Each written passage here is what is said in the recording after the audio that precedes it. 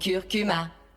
Bonjour et bienvenue dans Bouge ton curcuma, un podcast qui vous donnera, je l'espère, l'envie de bouger, changer et reprendre votre santé en main. Je suis Cindy et chaque semaine, je vais aller à la rencontre de professionnels de la santé complémentaire, de personnes ayant entrepris des changements dans leur mode de vie ou de tous ceux qui œuvrent pour un mode de vie plus sain. Nous parlerons de résilience, de santé, de bien-être et de tout ce qui peut nous donner l'envie de bouger. Il n'y a pas de vérité absolue ou de chemin tout tracé. Chacun doit trouver et façonner son propre parcours pour répondre à ses besoins. Bouge ton curcuma. Cet épisode est réalisé en partenariat avec le Vitaliseur de Marien, un outil qui a complètement changé ma façon de cuisiner. Si vous voulez bénéficier davantage, je vous invite à me retrouver à la fin de l'épisode. Aujourd'hui se trouve à mes côtés Lillison, qui est BDiste. Son parcours a connu quelques embûches dont elle a su tirer parti, puisqu'ils ont propulsé sa carrière. Elle va nous raconter son parcours atypique et en inspirer plus d'un, c'est certain. Bonjour Lily. Bonjour. Ça va ? Oui, et toi ? Il fait très chaud aujourd'hui. Je suis. Merci pour cette info. Est-ce que tu peux nous en dire un peu plus sur toi ? Donc, je m'appelle Lillison, j'ai 35 ans. Enfin, j'ai bientôt 35 ans. Je suis autrice de BD. Ça fait à peu près 5 ans que je fais ce métier-là, depuis que j'ai eu le cancer du sein. C'est un peu bizarre de dire ça. Mais en fait, avant, j'étais graphiste dans le milieu du jeu vidéo. J'aimais bien la bande dessinée, j'aimais bien raconter des histoires, mais c'était pas du tout mon métier principal. Et je savais pas que j'étais très douée pour le faire. Douée pour le faire. Et en fait, à l'annonce de mon cancer du sein, j'ai commencé à raconter quotidiennement ce qui m'arrivait. Donc, je l'ai annoncé à mon entourage. J'ai donné des infos sur mon parcours médical. J'ai donné des infos sur comment je me sentais, qu'est-ce qui se passait dans ma tête, quels étaient mes effets secondaires. Et j'ai publié ça sur un blog qui s'appelait Ciao Gunther. Et oui, parce que j'ai aussi donné un nom à ma tumeur. Je l'ai appelé Gunther. Sympa. Et en fait, tout simplement, j'ai publié ça et au début, j'ai fait ça anonymement. Et après, parce que j'avais un peu honte en fait d'être malade. Et puis, ça a eu vraiment beaucoup de succès et ça s'est propagé sur les réseaux sociaux. Et voilà, et j'ai été publiée par un éditeur. Et j'ai continué à faire ce que j'ai découvert, donc que j'étais capable de raconter des histoires. Voilà. Et maintenant, je fais plus que ça. Avant, t'étais pas du tout BDiste ? Pas du tout. C'est vraiment le blog qui t'a lancé ? Ouais, j'en faisais un peu, j'aimais bien raconter des histoires, mais j'avais pas vraiment de sujet. Là, avec le cancer du sein, j'en avais un. Mais je l'ai fait vraiment très sincèrement. C'était vraiment un moyen pour moi de donner de l'information à ma famille sans appeler tout le monde, parce que c'est très compliqué de l'annoncer aux gens. Déjà, nous, on est tristes, mais l'annoncer aux autres, c'est aussi gérer un peu la tristesse des autres et se confronter à leur tristesse. On a l'impression de les rendre tristes par notre faute. Et puis, aussi, c'est plein d'informations très très compliquées. Bon, déjà, moi j'avais 29 ans quand ça m'est arrivé, donc c'est difficile de percuter. Enfin, en fait, à n'importe quel âge, je trouve ça très compliqué de percuter qu'on a un cancer, qu'on est mortel, que peut-être on va mourir. Donc c'était une information que j'avais besoin de digérer, et le fait de le raconter en dessin, ça m'aidait vraiment à mieux le comprendre, à remettre en scène, à mieux l'intégrer. Et puis après, il y a plein de mots compliqués, d'examens, etc. Et donc je prenais des notes, je racontais tout, je vulgarisais, puis essayer de comprendre c'est quoi le cancer, comment ça marche, où est-ce qu'il va, quelle forme il a, comment ça marche la chimio, la radio, enfin voilà, toutes ces choses-là. Je les expliquais aux autres, mais en fait je me les expliquais à moi-même surtout. Ouais. Et en fait, de quelque chose de personnel, ça s'est étendu. Ouais. Oui, j'ai eu vraiment des retours de la famille, des amis, mais après aussi du monde entier, en fait, de gens qui étaient malades, d'autres des anciens malades, des gens pas malades du tout, et ça m'a vraiment portée dans le fait de continuer cette démarche-là de dessiner, mais aussi moi, en tant que patiente, je me suis sentie très seule. Qui avait un cancer à 29 ans ? Personne. Je me sentais vraiment larguée. Ouais. Et là, j'ai rencontré plein d'autres filles, dont toi aussi. Hein. Oui. C'est comme ça aussi qu'on s'est rencontrés d'abord via Internet et les réseaux sociaux. Et puis voilà, il y a une espèce de communauté qui s'est créée, un lectorat. Et j'ai continué à nourrir mon lectorat, mais surtout, j'ai continué après mes questions dans d'autres sujets que le cancer.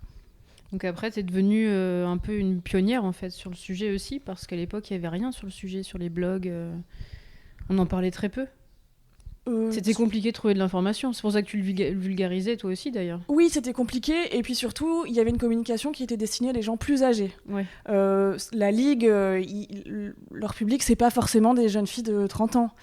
Et tous les autres sites qui existaient, il y avait Catherine Cerizet, mais qui est plus âgée que nous. Donc son blog, je sais plus le nom de son blog, mais en tout cas, j'étais tombée dessus. Mais c'est sûr que forcément, je me sentais moins concernée. Elle était quand même plus âgée.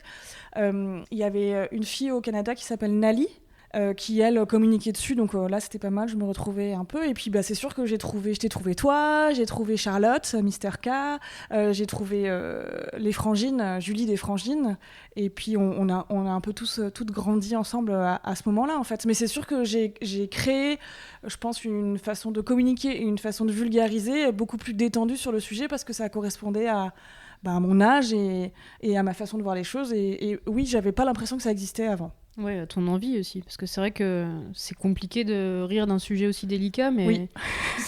Mais pourtant, ça fait du bien. Ça fait du bien, ouais. Ouais, c'est important. Non, c'est très important.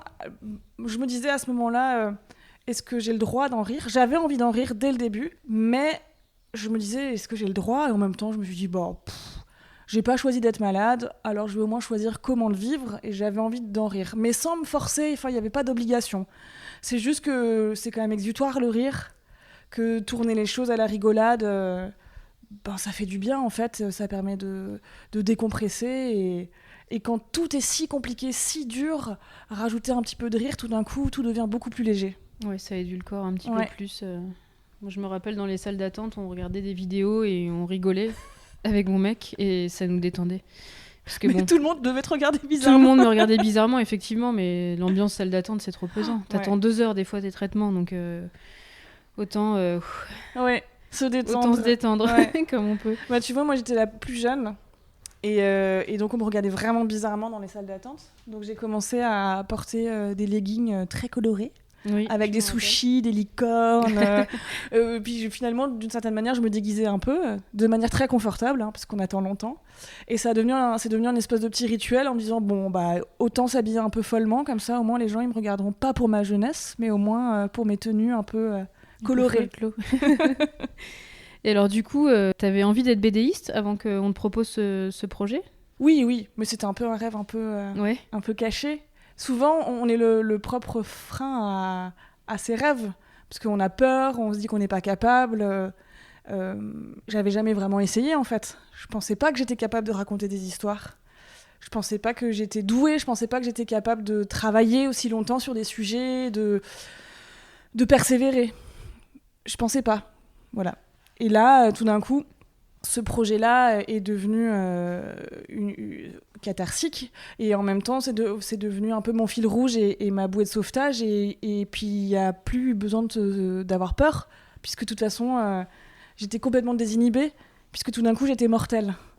Enfin, il y a plein de choses qui se sont ouvertes, plein de portes que je m'étais fermées moi-même, qui tout d'un coup se sont ouvertes en grand, et j'avais plus peur du regard des autres, plus peur de ce qu'on pouvait penser, plus peur qu'on pouvait me dire que c'était nul ce que je faisais, et je m'en foutais en fait, puisque c'est pas grave. La finalité au pire, si c'est ça. Ouais.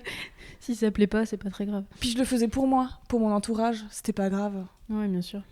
Donc du coup, quand on t'a proposé le projet BD... c'était trop bien. En fait, ça s'est passé hyper rapidement. Très vite, j'ai été médiatisée au Canada. J'habitais à Montréal à ce moment-là, donc j'ai été très vite médiatisée, etc. Finalement, j'ai levé mon anonymat parce que je me suis dit, tant pis, ça va se voir un moment, j'aurai plus de cheveux, donc autant me coller moi-même une étiquette sur le front, mais avec marqué cancéreuse, mais avec des paillettes et puis des petites étoiles, voilà. Mm-hmm. Avec ce projet-là, ça m'allait de communiquer dessus. Et donc, au bout de 3 mois, j'avais même pas commencé ma chimio qu'il y a une maison d'édition québécoise qui m'a contactée. Bien sûr, j'ai hurlé et sauté sur mon lit. Et la base. Et non, j'étais ravie. En fait, du coup, tout le premier tome qui parle de l'annonce, je l'ai écrit et finalisé pendant que j'étais en chimio, et il est sorti pendant que j'étais en chimio. Donc c'était génial d'avoir un projet aussi positif alors que j'étais en train de vivre des traitements qui étaient pas cool, quoi. Voilà, bonjour Louise. Ça va ? Allez, Tu te colles à ta maman, il fait pas assez chaud. Il fait pas assez chaud, voilà. J'ai un petit poussin collé sur le bras. Et du coup, quels sont les déclics qui ont amorcé le changement pour toi ? Je pense que j'avais plein de frustrations. Des frustrations de... Je suis quelqu'un de... J'aime beaucoup faire des choses. Je suis très créative. Et je pense que j'avais très peur du regard des autres, du jugement. Et ça m'a complètement désinhibée. Bon, bien sûr, je l'ai retrouvée maintenant après la maladie, parce que tu retournes quand même dans un certain train de vie, dans un certain moule, on va dire. Mais en tout cas, ça m'a donné envie de faire. Et ça m'a ouvert des portes. Je me suis enlevé certains cadenas que je m'étais auto-mis à moi-même, en fait. Donc je pense que par rapport à ça, maintenant, je ne m'empêche plus de faire. Ce qui peut m'empêcher de faire quelque chose, c'est le fait que ça soit réalisable ou la capacité, la qualité que je peux mettre dedans. Voilà. Est-ce que tu as eu conscience, toi, que tu allais transformer une épreuve de vie compliquée en quelque chose de favorable pour toi ? Non. Ça s'est fait très rapidement, finalement. Mais enfin, je veux dire, à cet âge-là, tu sais pas ce que c'est le cancer, même plus tard, peut-être un peu plus, parce que tu as des gens autour de toi, peut-être qui sont malades, mais là, à 30 ans, j'avais très rarement entendu parler de cette maladie. Donc, à part la mort, finalement, tu sais pas trop où est-ce que ça va t'emmener. Donc, je pense, non, j'avais pas conscience que ça pouvait se transformer en quelque chose d'un peu fou. Donc, t'en avais pas réellement conscience ? Non. Ça, c'est... Oui, ça s'est et après, dessiné, quoi. ça s'est dessiné au fur et à mesure, c'est le mot. mais après, ce que j'aimerais pas véhiculer comme idée ou comme image, c'est qu'il faut forcément le transformer en quelque chose de bien, qu'il faut forcément que ça soit positif, qu'il faut forcément produire quelque chose. Ça, c'est mon expérience personnelle, mais on n'a pas besoin, il n'y a pas d'obligation. Il n'y a pas de pression, il n'y a pas de... Voilà. Non, bien sûr. Et puis l'obligation, de toute façon, on se la colle pas, parce que ça te tombe dessus aussi. Oui. Il n'y a pas un objectif de sortir de ce cancer avec un projet, quoi. Avec un projet, pas, non, moi... Puis... Et puis je pense que c'est ce qui fait aussi que ça, on va dire, fonctionnait, c'est que c'était sincère. Ah, bien sûr. Bah, comme la plupart des projets, je pense, quand voilà. C'est sincère, ça aboutit. Ouais. Moi, donc j'ai un peu connu la même expérience que toi, hein, mais ouais. On m'a souvent dit pendant la maladie que j'étais quelqu'un de très courageux. Qu'est-ce que tu penses de ça ? Je déteste ce mot. Le courage, c'est quand tu fais quelque chose... Enfin, comment dire ? C'est quand tu choisis de faire quelque chose. Mais là, on n'a pas choisi d'avoir la maladie, en fait. C'est ça. Donc, je vais pas mal le prendre, hein, si quelqu'un, pendant mes traitements, m'a dit... On me l'a dit plein de fois, bon courage. Et même moi, je le dis encore. Mais je savais pas pourquoi ça m'énervait. En allant chercher la définition, je me suis rendu compte, en fait, que je ne fournis pas un effort. Je suis malade, je ne l'ai pas choisi, en fait. Je sais pas, je fais comme je peux, ou j'avance. Oui, parce qu'au-delà du courage, souvent on te dit t'es une warrior, mais bon, en réalité, encore une fois, tu prends comme ça vient, quoi. Tu prends comme ça vient, et en plus, c'est marrant, j'assistais à une conférence, j'ai oublié le nom du philosophe, mais il était spécialisé dans la maladie, et il parlait justement de ce vocabulaire du combat. Oui. Et de la guerre, etc. Et donc, je l'aime pas, mais j'arrivais pas trop à définir pourquoi. Et lui, il disait, ça veut dire que ceux qui meurent, ils ont pas assez combattu, ils ont pas bien combattu. Et j'étais comme, voilà, c'est ça que j'aimais pas. Ça. C'est mais ça. Oui, c'est vrai, moi j'ai toujours eu horreur de ça. Et il disait autre chose de très intéressant aussi. Il disait, tu sais, il y a toujours aussi ce truc de mérite très judéo-chrétien, et c'est pas forcément que judéo-chrétien, mais si t'es malade, t'as forcément fait quelque chose de mal, tu l'as mérité, ou tu devais boire, ou prendre de l'alcool ou de la drogue, ou tu vois, il y a vraiment ce côté-là d'avoir fait quelque chose de mal. Et en fait, il expliquait que d'une certaine manière, le cancer, c'était tellement un loto que pour l'humain, c'est pas entendable que ça puisse arriver à n'importe qui. Donc mettre une notion de mérite dessus, ça permettait de mieux accepter cette idée-là, en fait, de cancer et de maladie. Ouais. Et j'aimais beaucoup ça, en fait, parce que je trouve que moi, je me suis beaucoup demandé pourquoi moi, qu'est-ce que j'ai fait, et c'est dommage de mettre... on n'y peut rien, mais ça m'a embêté de mettre de l'énergie dans cette question-là, alors qu'elle n'avait pas besoin d'être, elle n'a pas besoin d'exister. Oui, en plus du reste. Ouais. On n'a pas besoin de se tourmenter. Mais ouais, moi je trouve ça hyper intéressant ce que tu dis du coup. Parce que c'est vrai qu'il n'y a pas de mérite à s'en sortir, il y a pas, on fait tous comme on peut, avec nos moyens, nos émotions. On a le droit d'avoir peur, on a le droit d'être affaibli. Complètement. Et puis après... Il n'y a pas de médaille à l'arrivée, quoi. Non, il n'y a pas de médaille. Mais c'est sûr que si tu le vis positivement, ça se passera mieux. Enfin, je veux dire, si tu rigoles, si tu fais de la BD, si tu as un projet comme le tien, ben forcément, ça va mieux se passer. Mais je veux dire, tu peux pas te forcer à ce que ça se passe bien. Et si t'es pas bien, il faut aussi le vivre, ce moment-là, en fait. Mais on est tous différents et on fait comme on peut. Donc toi, t'as sorti 3 tomes de ta BD, La guerre des tétons. Ouais. L'accueil a été comment ? Assez fou. Donc d'abord, c'est sorti au Québec. D'ailleurs, ma maison d'édition québécoise a fait faillite le jour de la sortie de mon tome 1. Mais comme j'avais le cancer, je me suis dit, bon, c'est pas grave, il y a des choses pires. Ok. Et après, il est sorti en France et je suis venue pour la sortie il y avait vraiment beaucoup de monde au lancement. Je m'attendais pas à avoir autant de personnes inconnues qui venaient partager leur expérience avec moi. J'avoue que ça a été un peu une vague d'amour folle. J'ai eu beaucoup de mal à gérer au début, parce que tout le monde me racontait son histoire, etc. C'était beaucoup. Maintenant, ça va mieux. J'arrive mieux à gérer et ça vient me nourrir. Et je me rappelle pas forcément le prénom de tout le monde, mais en tout cas, je me souviens de chaque personne qui est venue me voir et qui revient me voir après. Je me souviens des histoires de chacun et de chacune. Ah, c'est fou. Et j'adore. Ouais, bien sûr, c'est hyper émouvant en plus. Ouais. L'aboutissement d'un projet complètement entouré. Non, c'est bien. Et là, après ça, tu as fait une autre BD. Oui. Qui s'appelle Vagin Tonic. Exactement. Alors, ça traite de quoi ? Eh ben, ça traite du corps de la femme. Je me suis rendu compte à travers tous mes traitements que je ne connaissais absolument pas mon corps de femme. Et aussi qu'on était venu toucher un peu à ce qu'on appelle la féminité, puisqu'on perd ses cheveux, on parle des seins qui sont des attributs de la féminité. Et justement, on me les a ôtés, mes seins, on en a remis en plastique. Enfin bon, bref, j'ai passé aussi du temps sans seins. Et je me suis vachement questionnée sur qu'est-ce qui fait qu'on est une femme et aussi qu'est-ce qui constitue un corps de femme cisgenre.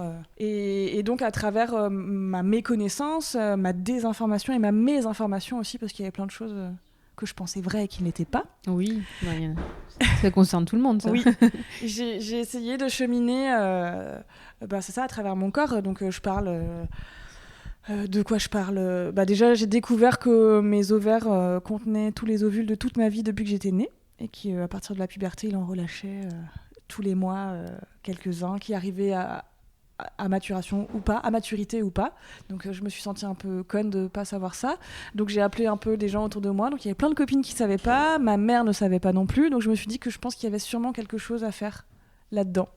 Et j'ai exploré, c'est ça, la vulve, qu'on a toutes une vulve complètement différente. Il y a autant de vulves que de filles sur Terre. C'est comme des empreintes. Voilà, exactement.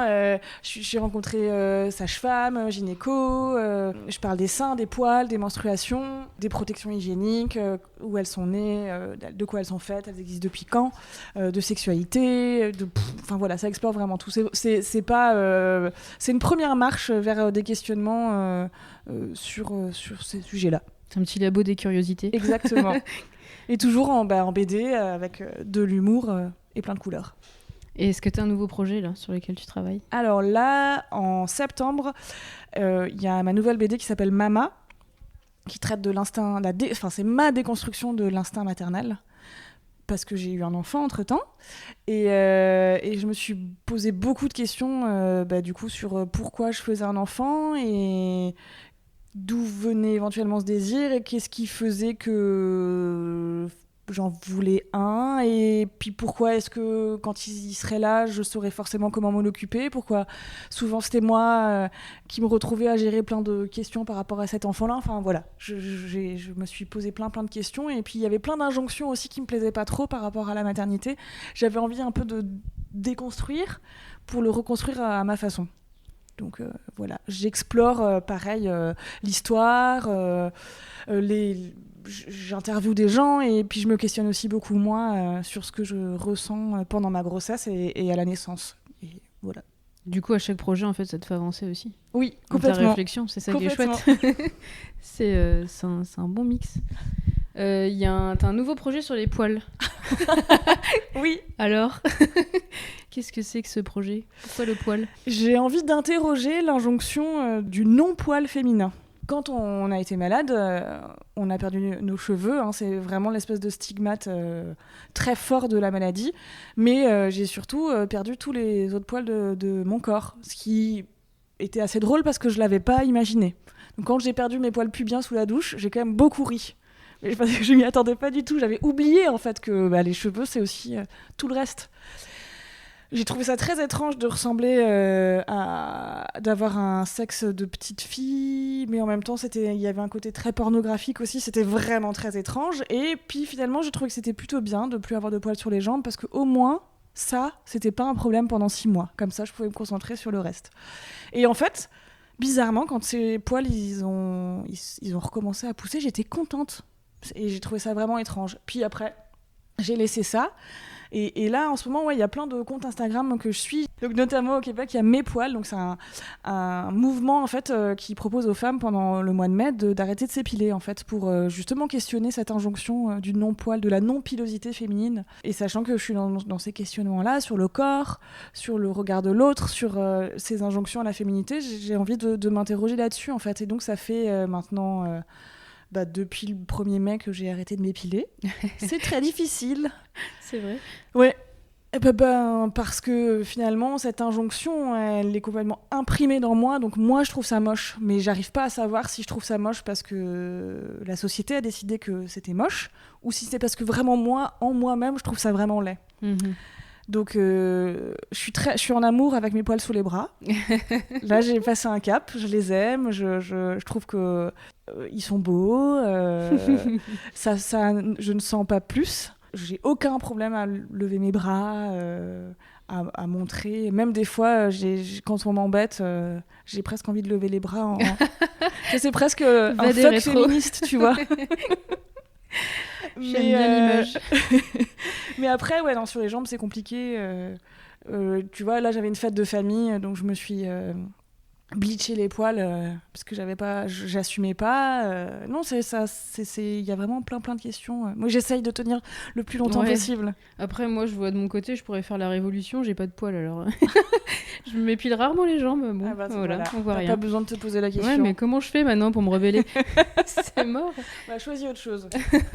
Non, mais après, c'est rigolo d'avoir là, du coup, mes copines qui regardent mes jambes en disant « Mais qu'est-ce que tu fais Tu vas trop loin, Lily. Tu vas trop loin, on va te perdre. » Non, mais après, c'est aussi voilà, tout ce temps qu'on passe, de savoir est-ce que je sors en pantalon, pas en pantalon, est-ce que comment je m'épile, réfléchir quand tu pars en vacances, enfin voilà, tous ces questionnements-là en fait. Et puis aussi après d'aller voir est-ce que on s'est toujours épilé, est-ce que les hommes s'épilaient, enfin voilà. C'est de nouveau une exploration à travers une expérience personnelle. Ouais, mais ça c'est cool en fait comme projet. Hein. Ouais, je sais pas si je me suis donné comme je dois tenir jusqu'en septembre. Et après, on verra. Le but, c'est pas de non plus me forcer, de me mettre dans un état psychologique. Mais je voudrais juste essayer. C'est bien, c'est une belle expérience. Tu me le diras ça en septembre. Oui. Est-ce que ton rapport à la santé a changé depuis que tu as entrepris tous ces changements, finalement ? Oui, clairement. Après, je pense que j'avais déjà eu un changement avant d'être malade qui était plus en rapport avec l'écologie et l'environnement. Après, au-delà du recyclage ou des choses comme ça, mais j'ai arrêté de consommer de la viande quasiment totalement. Enfin, en tout cas, j'en cuisine pas du tout à la maison. J'ai arrêté de consommer des produits laitiers. J'ai commencé à me déplacer que à vélo. Et tout ça, ça a enclenché des lectures. Et ces lectures plus sur le côté environnemental m'ont aussi emmené vers des expérimentations plus autour de la santé, sur de la méditation, du yoga... de l'acupuncture, de l'ostéopathie. Enfin, pour moi, les deux sont assez reliés, en fait, de prendre soin de la terre et du coup de prendre soin de moi aussi. Pour moi, c'était relié. Donc, quand je suis tombée malade, il y a eu vraiment cette volonté, du coup, de prendre soin de mon environnement personnel qui était mon corps. Et donc, j'ai continué à utiliser beaucoup de soins de support et à essayer de prendre le plus soin de moi globalement, on va dire. Oui. Est-ce que tu as une définition de la santé ? Ah, je m'étais dit que j'allais préparer cette question-là, mais j'ai pas eu le temps.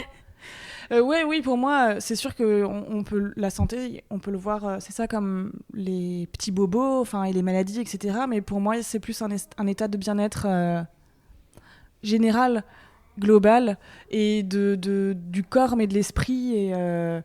Et c'est pas de soigner, en fait, mais c'est de maintenir ou de faire évoluer un état de bien-être total. Mhm. Je le verrais comme ça. Et la maladie, du coup ? C'est après... Ouais, c'est compliqué comme question, hein. Bah ouais. Ouais. Je suis pas là pour te faciliter la tâche. C'est vrai. La maladie, ouais, non, il y a quelque chose qui débloque. C'est pas une mauvaise herbe, parce qu'une mauvaise herbe, ça vient participer aussi dans l'environnement, à l'écosystème. Donc, mais est-ce que la maladie ferait partie de notre écosystème ? Je sais pas. Tu penses qu'il y a un petit grain de sable dans le rouage ? Ouais, mais des fois, regarde, ça vient aussi apporter des belles choses. Je sais pas.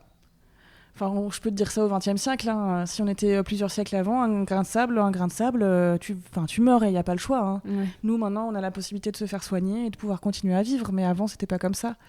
C'est difficile. Ou un dysfonctionnement. Est-ce que tu penses qu'il est possible d'agir en amont de la maladie, de la prévenir ? Là, encore une fois, ça vient aussi sur le côté mérite. Par rapport au cancer, tu vois. Hein. Après, je pense qu'en effet, il y a plein de maladies environnementales et qu'on ne fait pas grand-chose en ce moment pour éviter ce genre de choses, hein, par la pollution. Il y a plein de choses qu'on ne peut pas choisir. On habite dans des villes qui sont très polluées. On vit dans des maisons où les murs ont été peints avec des peintures... qui sont pas bonnes pour nous, on essaye de manger sainement, mais en fait tu peux pas toujours choisir non plus ce que tu manges, mais après on peut essayer de rééquilibrer tout ça en ayant une certaine, j'aime pas trop ce mot hygiène, mais en tout cas en essayant de se faire du bien. En n'exacerbant pas les problèmes. Voilà, exactement. Quelle place tu accordes à l'alimentation justement ? C'est important. Ouais. Non, c'est cette phrase, non, c'est Hippocrate qui dit... Non, c'est pas Hippocrate. Je sais pas ce que tu vas me dire. Non, c'est pas Hippocrate, c'est... On mange ce qu'on est, ou non, c'est quoi à nouveau cette phrase ? Que ton aliment soit ton médicament ? Voilà, celle-là. Hippocrate ? Non, c'est pas Hippocrate, Si, non. C'est Confucius. Non. Non ? Oh. Ah bon. Celui qui a dit ça un jour... Un, deux. Oui. Bon, pour moi, c'est hyper important. Puis, en plus, je trouve que depuis que je fais beaucoup plus attention à ce que je mange, quand je dévie, je vois que mon corps est pas content. Donc, c'est marrant de voir aussi à quel point... En fait, plus tu es attentif, plus et à l'écoute, plus tu es capable, en fait, de vraiment comprendre ce qu'il aime et ce qu'il aime pas, en fait. Et c'est intéressant. Tu deviens ta petite usine expérimentale. Oui, bien sûr. Et c'est hyper intéressant. Puis du coup, ça devient... si tu es à l'écoute, parce que des fois aussi, changer son alimentation, quand tu as pris des habitudes, ça peut être très difficile. Mais quand tu arrives à capter un petit peu ce truc-là, de qu'est-ce qui te fait du bien et de voir si tu fais des beaux cacas, si tu dors bien, du coup, je trouve ça moins rude de faire ces changements qui des fois peuvent être un peu drastiques aussi, parce que le but c'est pas non plus de se faire mal. Non, le but c'est de comprendre tout ce qui se passe derrière. Et du coup comprendre, je trouve que c'est plus facile quand tu veux faire un changement. Oui, mais après, tout ce dont on parle là, nous on a une certaine conscience, mais on a aussi les moyens économiques de le faire. C'est pas donné à tout le monde. Bien sûr, oui. Ouais. Non, c'est pas le cas dans tous les pays. On n'a pas accès à des aliments biologiques, à des thérapeutes. Même en France, hein. Oui, bien sûr. Non, c'est évident. C'est un peu élitiste toujours. Ouais. Mais on peut quand même se faire du bien aussi à son niveau, sans forcément dépenser beaucoup d'argent. Complètement. Mais c'est une question d'éducation aussi. Mm-hmm. Et voilà, c'est un cercle. Oui, bien sûr. Tu as eu un enfant, donc. Oui. Après la maladie. Ouais. Donc ça, c'est une bonne nouvelle pour toi, pour beaucoup de femmes. Ouais. Est-ce que tu avais fait une préservation des ovocytes ? Oui. On a même fait des embryons qui sont au Canada. Et donc, j'avoue que je sais même pas comment les récupérer. Si, sûrement. Mais en tout cas, on a d'abord essayé naturellement et ça a marché. Enfin, naturellement, sans les bébés congelés. Et du coup, ça a marché. Donc c'est top. très rapidement en plus. Ouais. Donc j'étais impressionnée. Donc ça a été facile. Ça a été facile, ouais. La grossesse s'est bien passée? Super bien passé, ouais. Je fais du yoga tous les matins, ça m'aide beaucoup en fait. Et j'en ai fait pendant toute la grossesse. Ça m'a aidé à être super mobile et tout. Et encore une fois, comme je travaille sur le corps, là j'ai pu vivre moi-même cette propre expérience qui est quand même assez incroyable. Magique, ouais. Magique, ouais. D'avoir cet être, enfin de fabriquer un truc avec son corps, c'est quand même ouf. C'est physiquement parlant, c'est assez exceptionnel. Ouais. Mais oui, c'est surtout le côté physique en fait. Après, je pense que la parentalité, t'es pas obligé de fabriquer toi-même ton propre enfant pour être parent, hein. Mais cette expérience-là, physique, elle est assez incroyable. Je suis assez d'accord. Et comment donc il est petit encore ton fils. Oui. Comment tu vas lui parler toi de comment tu vas lui apprendre son corps, lui parler d'alimentation, de santé? Est-ce que tu veux l'éduquer d'une certaine manière à ce niveau-là? Bah déjà, vu que c'est moi qui lui fais à manger, il est obligé de manger ce que je lui donne. Non, après, je le fais manger pareil que moi, hein, donc on mange plutôt bio, plutôt local, plutôt des choses très cuisinées maison. Après, moi je fais beaucoup de choses moi-même et donc il a son petit tabouret pour regarder. Ça l'intéresse vachement de voir ce que je fais. Je le fais participer et pour moi c'est très important en fait. Pour moi c'est très important de cuisiner soi-même. Parce que ça te permet de choisir ce que tu manges et il y a une certaine satisfaction aussi. Et donc moi j'ai eu la chance de voir ma mère cuisiner, donc je sais comment cuisiner. Donc je suis très contente de pouvoir dès maintenant lui montrer comment on cuisine et ça l'intéresse vachement. Après par rapport à son corps, j'avoue que j'ai pas encore vraiment beaucoup réfléchi. Non mais il est petit. Hein. Il est tout petit, oui, il a à peine 1 an et demi. Mais en tout cas ouais non, j'essaie de lui faire goûter le plus de choses possible et pour moi, ça, c'est important, en fait, d'avoir une diversification alimentaire et de goûter à tout. Et après, il a le droit de pas aimer certaines choses. Hein. Je suis pas... C'est pas un dictateur de... Un dictateur, non, de la courgette. Mais non, j'ai la chance de pouvoir, c'est ça, lui cuisiner des choses et pouvoir lui faire goûter à tout. Et déjà, ça, en tout cas, comme première approche, je trouve ça... Bah oui, complètement. Ouais, intéressant. Est-ce que tu utilises beaucoup de médecine complémentaire ? Alors moi déjà j'ai été élevée là-dedans, donc pour moi ça me paraît tout à fait normal. Ce qui est une bonne base. Voilà. Donc non, homéopathie, ostéo, magnétiseur, et puis dès que je peux essayer quelque chose de nouveau, donc là j'ai bientôt une consultation d'Ayurveda. Très bien. Voilà. Je teste, j'ai la possibilité aussi de tester des choses, de rencontrer des gens, de découvrir plein de nouvelles pratiques. Je trouve ça génial. En plus des pratiques comme l'Ayurveda qui ont 2 millions d'années et beaucoup plus que notre médecine allopathique. C'est ça qu'on dit ? Ouais. Donc moi je trouve ça hyper intéressant d'aller explorer et j'ai la possibilité de le faire donc je trouve ça génial en fait. Complètement. C'est passionnant. Ouais. Donc en résumé, qu'est-ce que tu fais pour rester en bonne santé ? Le yoga tous les matins. Pour moi, c'est genre nécessaire, vraiment, de réveiller mon corps. Voilà. Bien manger pour faire des beaux cacas, c'est très important. C'est important le caca, non ? Visible. Mais en plus, oui, de toute façon, un naturopathe te demandera aussi toujours comment ça se passe. Et oui, c'est le reflet de ce qui se passe à l'intérieur. Voilà. Et puis essayer de rire le plus possible. Ça, pour moi, c'est très important. Ça va, ça marche bien, ça. Bah écoute, merci beaucoup. Merci à toi. À bientôt. À bientôt.